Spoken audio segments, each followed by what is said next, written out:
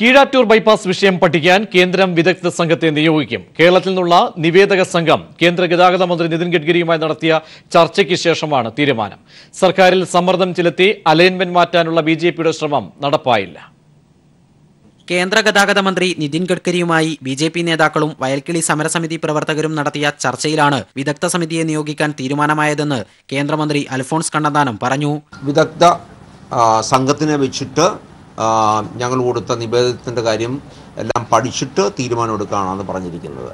കീഴാറ്റൂരിലൂടെയുള്ള ഭൂമി ഏറ്റെടുക്കാനുള്ള കേന്ദ്ര സർക്കാരിന്റെ അന്തിമ വിജ്ഞാപനം മരവിപ്പിക്കാതെയാണ് വിദഗ്ധ സമിതിയെ നിയോഗിക്കാനുള്ള തീരുമാനം. ബദൽ സാധ്യതകളും പരിശോധിക്കും. ബൈപ്പാസിന് പകരം മേൽപ്പാലം എന്ന നിവേദക സംഘത്തിന്റെ ആവശ്യത്തെ നിതിൻ ഗഡ്കരി തള്ളി. സർക്കാരിൽ സമ്മർദ്ദം ചെലുത്തി അലൈൻമെന്റിൽ പൂർണ്ണമായും മാറ്റം വരുത്താനായിരുന്നു ബിജെപി ശ്രമം. കീഴാറ്റൂരിനൊപ്പം വേളാപുരം, തുരുത്തി എന്നിവിടങ്ങളിലെ അലൈൻമെന്റിനെ സംബന്ധിച്ചും സമിതി പഠനം നടത്തും. എന്നാൽ വിദഗ്ധ സമിതിയെ എപ്പോൾ നിയമിക്കുമെന്നോ എത്ര ദിവസത്തിനകം സമിതി റിപ്പോർട്ട് സമർപ്പിക്കണമെന്നോ യോഗത്തിൽ തീരുമാനമായില്ല.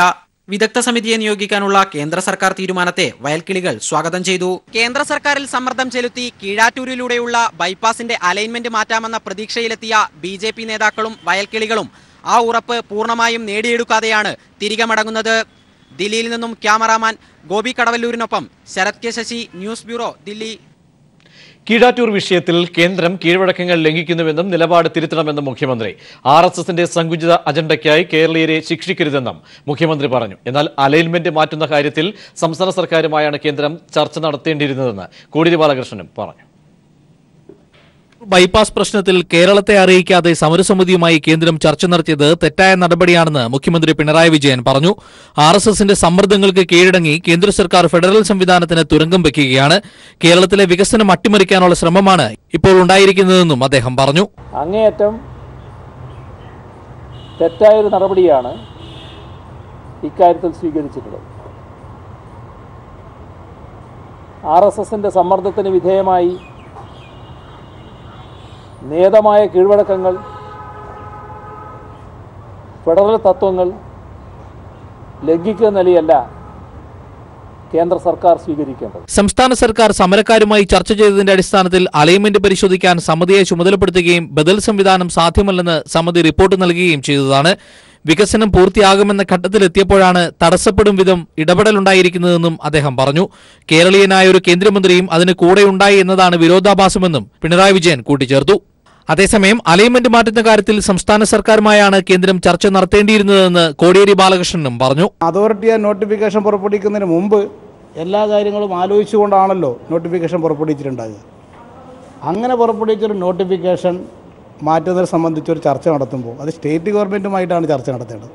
അതിന് പകരം സമരസമിതിക്കാരുമായിട്ട് സ്റ്റേറ്റ് ഗവൺമെൻറ്റിൻ്റെ ആരുമില്ലാതെ സ്റ്റേറ്റ് ഗവൺമെൻറ്റിനെ അറിയിക്കാതെ ചർച്ച നടത്തിയ നടപടി ഗുരുതരമായിട്ടുള്ള പ്രശ്നങ്ങൾ, കേന്ദ്ര സംസ്ഥാന ബന്ധങ്ങളെ ബാധിക്കുന്ന ഒരു പ്രശ്നമാണ്. News desk. സാമൂഹ്യ മാധ്യമങ്ങളോടുള്ള നയത്തിൽ കേന്ദ്ര സർക്കാർ പുനർപരിശോധന നടത്തുന്നു. Attorney general KK Venugopal supreme കോടതിയിൽ ഇക്കാര്യം അറിയിച്ചു. വിവാദമായ സോഷ്യൽ മീഡിയ ഹബ്ബ് രൂപീകരിക്കാനുള്ള കേന്ദ്ര സർക്കാർ നീക്കം പിൻവലിക്കുന്നതായി സുപ്രീം കോടതിയിലാണ് കേന്ദ്ര സർക്കാർ വ്യക്തമാക്കിയത്. സോഷ്യൽ മീഡിയയോടുള്ള നയത്തിൽ പുനഃപരിശോധന നടത്തുമെന്നും കേന്ദ്ര സർക്കാർ സുപ്രീം കോടതിയിൽ ഉറപ്പു നൽകി. സോഷ്യൽ മീഡിയ ഹബ്ബ് രൂപീകരണത്തിനെതിരായ തൃണമൂൽ MLA നൽകിയ ഹർജിയിലാണ് സോഷ്യൽ മീഡിയ ഹബ്ബ് അനുകൂലമായ നിലപാട് സർക്കാർ മാറ്റിയത്. സാമൂഹ്യ മാധ്യമങ്ങളിലെ ഇടപെടൽ നിരീക്ഷിക്കുന്ന സോഷ്യൽ മീഡിയ ഹബ്ബ് രൂപീകരണത്തിനെതിരെ നേരത്തെയും പ്രതിഷേധമുയർന്നിരുന്നു. ഈ പശ്ചാത്തലത്തിലാണ് സോഷ്യൽ മീഡിയകളോടുള്ള സർക്കാരിന്റെ സമീപനത്തിൽ തന്നെ പുനഃപരിശോധന നടത്താൻ കേന്ദ്ര സർക്കാർ തയ്യാറായത്.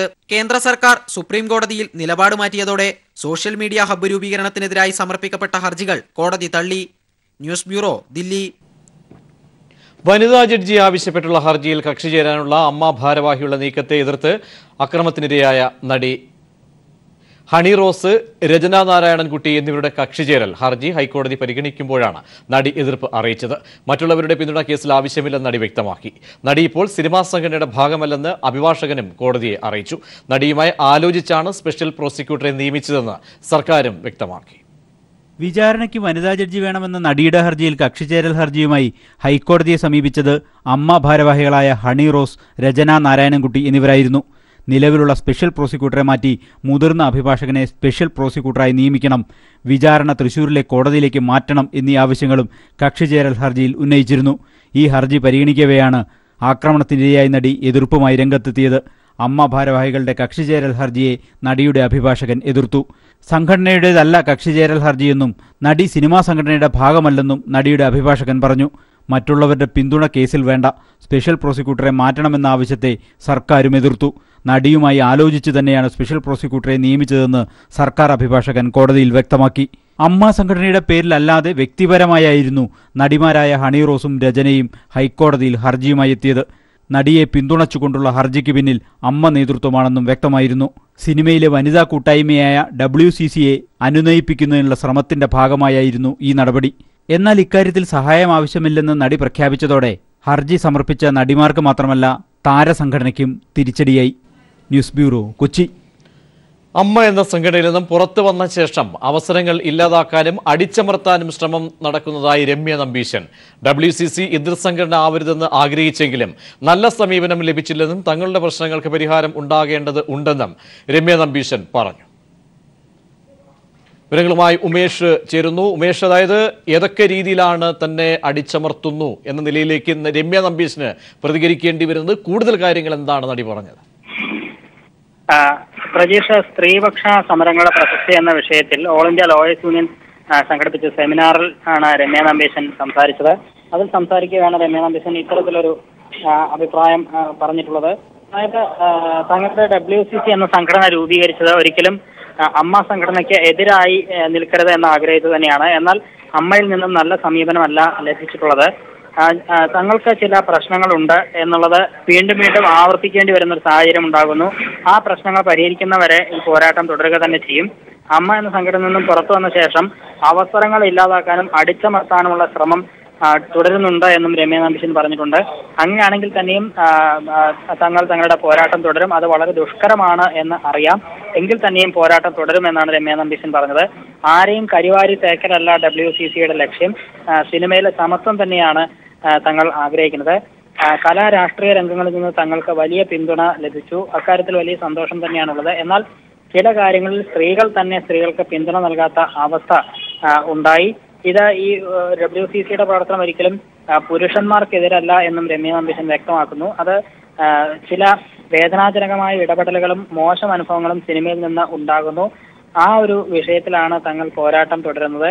അത് എത്രത്തോളം വിജയകരമാക്കും എന്നുള്ളത് ഇപ്പോൾ പറയാൻ കഴിയില്ല. എങ്കിൽ തന്നെയും ഈ പ്രതികൂല സാഹചര്യങ്ങൾക്കിടയിലും തങ്ങളുടെ ആവശ്യവുമായി മുന്നോട്ട് പോവുക തന്നെ ചെയ്യും എന്നുള്ളതാണ് രമ്യ നമ്പീശൻ വ്യക്തമാക്കിയിരിക്കുന്നത്. ശരി, കെ ഉമേഷാണ് വിശദാംശങ്ങൾ നൽകിയത്.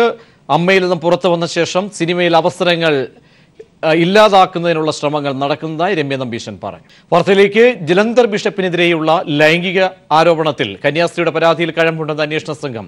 ഇത് സംബന്ധിച്ച തെളിവുകൾ ലഭിച്ചെന്നും കൂടുതൽ കാര്യങ്ങൾ ഇപ്പോൾ വെളിപ്പെടുത്താനാകില്ലെന്നും DYSP K സുഭാഷ് ദില്ലിയിൽ മാധ്യമങ്ങളോട് പറഞ്ഞു. ഇതിനിടെ കന്യാസ്ത്രീക്കെതിരെ പരാതി നൽകിയ യുവതിയെയും ഭർത്താവിനെയും അന്വേഷണ സംഘം ചോദ്യം ചെയ്യലിന് വിധേയമാക്കി. എംബസിയിലുള്ള വത്തിക്കാൻ സ്ഥാനപതി വിദേശത്തായതിനാൽ അദ്ദേഹത്തിന്റെ സെക്രട്ടറിമാരിൽ നിന്നും വിവരങ്ങൾ ആരായും. തുടർന്ന് 2 ദിവസത്തിന് ശേഷമായിരിക്കും അന്വേഷണ സംഘം ഉജ്ജയിനിയിലേക്ക് പോവുക.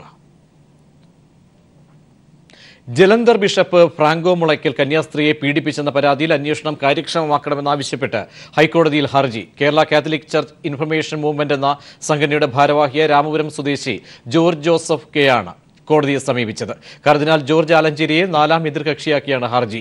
കന്യാസ്ത്രീ പരാതി നൽകിയിട്ടും കർദിനാൾ നടപടി സ്വീകരിച്ചില്ലെന്നും ഹർജിയിൽ ആരോപിക്കുന്നു. കേസിൽ ഇതുവരെ സ്വീകരിച്ച നടപടികളും അന്വേഷണ പുരോഗതിയും കോടതിയെ അറിയിക്കാൻ നിർദ്ദേശിക്കണമെന്നും ഹർജിയിൽ ആവശ്യപ്പെട്ടിട്ടുണ്ട്. ഹർജി ഹൈക്കോടതി പിന്നീട് പരിഗണിക്കും. കൊട്ടിയൂർ പീഡനത്തിൽ ഇരയായ പെൺകുട്ടിയുടെ പിതാവും കൂറുമാറി. പെൺകുട്ടിക്ക് പ്രായപൂർത്തിയായെന്നും പിതാവ്. കേസിൽ കുട്ടിയുടെ അമ്മയും പെൺകുട്ടിയും നേരത്തെ കൂറുമാറിയിരുന്നു.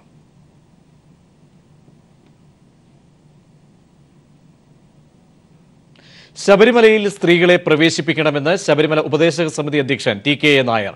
വ്രതത്തിന്റെ പേരിൽ സ്ത്രീകളെ മാറ്റി നിർത്തുന്നത് ശരിയല്ലെന്നും TK നായർ പറഞ്ഞു. ആർത്തവത്തിന്റെ പേരിൽ സ്ത്രീകളെ ശബരിമലയിൽ വിലക്കുന്നത് ഇരട്ടമുഖവും ഇരട്ടത്താപ്പുമെന്ന് TK നായർ പറഞ്ഞു. ആർത്തവ പ്രായത്തിൽ സ്ത്രീകൾക്ക് വ്രതാനുഷ്ഠാനം സാധ്യമല്ല എന്ന വാദം അവർക്ക് സന്നിധാനത്തിൽ പ്രവേശനം വിലക്കാനുള്ള കാരണമല്ല. ശബരിമലയിൽ 25% തീർത്ഥാടകരും ആചാരങ്ങൾ പാലിക്കുന്നവരല്ല. അതുകൊണ്ടുതന്നെ വ്രതത്തിന്റെ പേരിൽ സ്ത്രീകളെ മാറ്റി നിർത്തുന്നത് ശരിയായ കാര്യമല്ല. തിക്കും തിരക്കുമുള്ള തീർത്ഥാടന വേളകളിൽ ആചാരാനുഷ്ഠാനങ്ങൾ നടപ്പാക്കുന്നതിന്റെ പ്രായോഗികതയെപ്പറ്റി പറയാതിരിക്കുന്നതാണ് ഭേദം. സ്ത്രീകൾക്ക് ഏതെങ്കിലും സ്ഥാനത്ത് പ്രവേശനം നിഷേധിക്കാൻ ഒരു നിയമവുമില്ല. പുരുഷന് അനുവാദമെങ്കിൽ സ്ത്രീക്കും അനുവദിക്കണം. ആരാധനമൂർത്തിയുടെ മുന്നിൽ പോകാനും പ്രാർത്ഥിക്കാനും പുരുഷനാകുമെങ്കിൽ എന്തുകൊണ്ട് സ്ത്രീക്കാകില്ലെന്നും അദ്ദേഹം ചൂണ്ടിക്കാട്ടി. ക്ഷേത്രത്തിലായാലും പള്ളിയിലായാലും മസ്ജിദിലായാലും നിയമപരമായി എന്തൊക്കെയാണ് അനുവദനീയമെന്നും എന്തൊക്കെയാണ് അനുവദനീയമല്ലാത്തതെന്നും ഭരണഘടനയെ വ്യാഖ്യാനിച്ച് തീർപ്പാക്കാൻ അധികാരമുള്ളത് പരമോന്നത കോടതിക്കാണെന്നും അദ്ദേഹം പറഞ്ഞു. News desk. വാർത്തയിലേക്ക്. ഗണേഷ് കുമാറിനെ മന്ത്രിസഭയിൽ ഉൾപ്പെടുത്താത്തതിന്റെ വിരോധമാണ് വ്യാജക്കത്ത് ചമച്ചതിന് പിന്നിലെന്ന് ഉമ്മൻചാണ്ടി കൊട്ടാരക്കര കോടതിയിൽ മൊഴി നൽകി. വ്യാജകത്തിന് പിന്നിൽ ഗൂഢാലോചന ഉണ്ടെന്നും ഉമ്മൻചാണ്ടി മൊഴിയിൽ ആരോപിച്ചു. അതേസമയം കത്തെഴുതിയത് താൻ തന്നെയെന്ന് സരിതയും പ്രതികരിച്ചു. സോളാർ കേസിൽ വ്യാജരേഖകൾ ചമച്ച് കമ്മീഷൻ മുൻപാകെ ഹാജരാക്കിയ കേസിലാണ് സാക്ഷിയായി മുൻ മുഖ്യമന്ത്രി ഉമ്മൻചാണ്ടി കൊട്ടാരക്കര ജുഡീഷ്യൽ മജിസ്ട്രേറ്റ് കോടതിയിൽ ഹാജരായി മൊഴി നൽകിയത്. ഗണേഷ് കുമാറിനെ മന്ത്രിസഭയിൽ ഉൾപ്പെടുത്താത്തതിന്റെ വിരോധമാണ് വ്യാജക്കത്ത് ചമച്ചതിനു പിന്നിലെന്ന് ഉമ്മൻചാണ്ടി മൊഴി നൽകി. വ്യാജക്കത്തിനു പിന്നിൽ ഗൂഢാലോചന ഉണ്ടെന്നും ഉമ്മൻചാണ്ടി മൊഴിയിൽ ആരോപിച്ചു. എന്നാൽ കത്തെഴുതിയത് താൻ തന്നെയാണെന്നും ഉമ്മൻചാണ്ടി കത്തിനെ ഭയപ്പെടുകയാണെന്നും സരിത പ്രതികരിച്ചു. ഈ ലെറ്റർ ഞാൻ മൊത്തത്തിൽ എഴുതിയതാണ്. ഈ എഴുത്ത് തന്നെയാണ് ഞാൻ പെരുമ്പാവൂർ പോലീസിന്റെ കസ്റ്റഡിയിൽ ഇരുന്ന സമയത്ത് എഴുതുകയും പിന്നീട് പത്തനംതിട്ട ജയിൽ വഴിയിട്ട് ഞാൻ പ്രദീപ് കുമാറിന്റെ കയ്യിൽ കൊടുക്കുകയും ചെയ്തത്. ഈ കത്ത് ഞാൻ കസ്റ്റഡിയിലായി, അതായത് ആദ്യം അറസ്റ്റിലായ ജൂൺ 2-ാം തീയതിക്ക് ശേഷം ഏകദേശം 1.5 മാസം കഴിഞ്ഞാണ് ഈ ലെറ്റർ എഴുതേണ്ട സാഹചര്യം ഉണ്ടായത്. സരിതയുടെ കത്ത് 21 പേജിൽ നിന്ന് 24 ആയത് വ്യാജരേഖ ചമച്ചാണെന്നാരോപിച്ച് അഭിഭാഷകനായ സുധീർ ജേക്കബാണ് പരാതി നൽകിയത്. ഉമ്മൻചാണ്ടിയെ അപകീർത്തിപ്പെടുത്തുന്നതിനായാണ് ചിലർ ഗൂഢാലോചന നടത്തി 4 പേജുകൾ കൂടി എഴുതി ചേർത്ത് സോളാർ കമ്മീഷന് മുൻപാകെ ഹാജരാക്കിയതെന്നും പരാതിക്കാർ ആരോപിക്കുന്നു. സരിതയുടെ അഭിഭാഷകനായിരുന്ന ഫെനി ബാലകൃഷ്ണൻ, പത്തനംതിട്ട ജയിൽ സൂപ്രണ്ട് വിശ്വനാഥ കുറുപ്പ് എന്നിവരുടെ മൊഴികൾ കോടതി നേരത്തെ രേഖപ്പെടുത്തിയിരുന്നു. ന്യൂസ് ബ്യൂറോ, കൊല്ലം. അപകടത്തെ തുടർന്ന് മാസങ്ങളായി അബോധാവസ്ഥയിൽ കഴിയുന്ന യുവാവിനെ ചികിത്സാ സഹായം തേടുന്നു. പത്തനംതിട്ട പന്തളം സ്വദേശിയായ ബിനുമോന്റെ തുടർ ചികിത്സയ്ക്കായാണ് സുമനസ്സുകളുടെ കനിവിനായി കാത്തിരിക്കുന്നത്.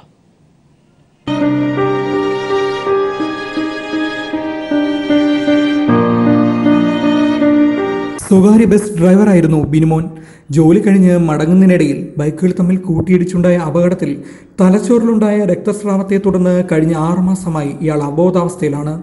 ഇതിനോടകം 4 ശസ്ത്രക്രിയകൾ നടത്തി. ശസ്ത്രക്രിയകളും വിദഗ്ധ ചികിത്സയും ഇനിയും ആവശ്യമാണ്. പക്ഷേ അതിനുവേണ്ടി വരുന്ന ചെലവ് ഇവർക്ക് താങ്ങാനാവുന്നതല്ല. ഇപ്പം 4 മാസം കൊണ്ട് കോമ സ്റ്റേജില്ല. ഞങ്ങൾക്ക് വേറെ ആരുമില്ല. നാട്ടുകാരുടെ സഹായം കൊണ്ടാണ് ഞങ്ങൾ ഇത്രയൊക്കെ അവന് ചികിത്സ നടത്തിയതും ചെലവ് കഴിഞ്ഞു പോകുന്നതും എല്ലാം. അമ്മയാണെങ്കിൽ 10-20 വർഷം കൊണ്ട് ഹാർട്ട് പേഷ്യൻ്റ്. ഇപ്പം മോൻ്റെ രോഗവിവരം കൂടെ അറിഞ്ഞ് ഏകദേശം ഒരു 4 മാസത്തോളം പൂർണ്ണമായിട്ടും കിടക്കേ തന്നെ. അബോധാവസ്ഥയിലായിരുന്ന ബിനുമോനെ ഭാര്യയും ഉപേക്ഷിച്ചു. സഹോദരിയാണ് ബിനുവിൻ്റെ കാര്യങ്ങൾ ഇപ്പോൾ നോക്കുന്നത്. ഇവർക്ക് മറ്റു വരുമാന മാർഗങ്ങൾ ഒന്നും തന്നെയില്ല. ഷുഗർ പേഷ്യൻ്റായ ഇവരുടെ അമ്മയും കിടപ്പിലാണ്. ഇരുവരുടെയും ചികിത്സാ ചെലവിനായി മാത്രം മാസം 10,000-ലധികം രൂപ ചിലവ് വരും. സ്വന്തമായി ഭൂമിയില്ലാത്ത ഈ നിർധന കുടുംബം നാട്ടുകാരുടെ കാരണം കൊണ്ടാണ് ജീവിതം മുന്നോട്ട് നീക്കുന്നത്. നാട്ടുകാർ നിർമ്മിച്ചു കൊടുത്ത ഒരു ഷെഡിലാണ് ഇപ്പോൾ താമസം. സുമനസ്സുകളുടെ സഹായം പ്രതീക്ഷിക്കുകയാണ് ബിനുമോന്റെ കുടുംബം. News bureau, Pathanamthitta.